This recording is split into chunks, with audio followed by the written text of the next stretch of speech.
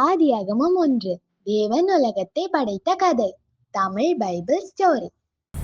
ஆரம்பத்தில் இந்த உலகத்தில் எதுவுமே இல்லை. வெறுமையும் இருளும் மட்டுமே இருந்தது. ஆனால் அந்த இருளின் நடுவிலும் தேவன் இருந்தார். தேவன் சொன்னார், ஒளி உண்டாகுக. உடனே இருளை கிழித்து ஒளி பிறந்தது. தேவன் ஒளியையும் இருளையும் பிரித்து நாள் மற்றும் இரவு என்று பெயரிட்டார்.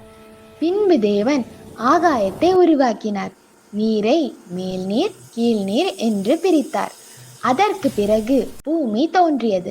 கடல்கள் உருவானது. தேவன் மீண்டும் பேசினார், பூமி பசுமையாகுக.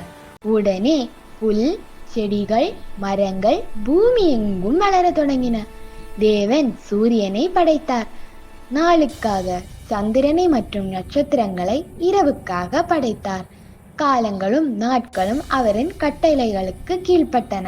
பின்பு தேவன் கடலில் மீன்களையும் ஆகாயத்தில் பறவைகளையும் உருவாக்கினார். அவர்களை ஆசீர்வதித்து பெருகுங்கள் என்றார். அதற்கு பிறகு பூமியில் வாழும் அனைத்து மிருகங்களையும் தேவன் படைத்தார். இறுதியாக தேவன் தமது சாயலில் மனிதனை படைத்தார்.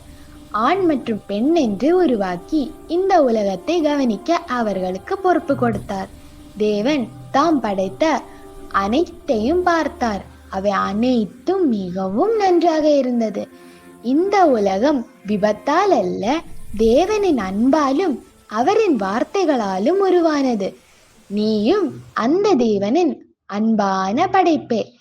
இந்த கதை உங்களுக்கு பிடித்திருந்தால் லைக், ஷேர், சப்ஸ்கிரைப் செய்ய மறக்காதீர்கள்.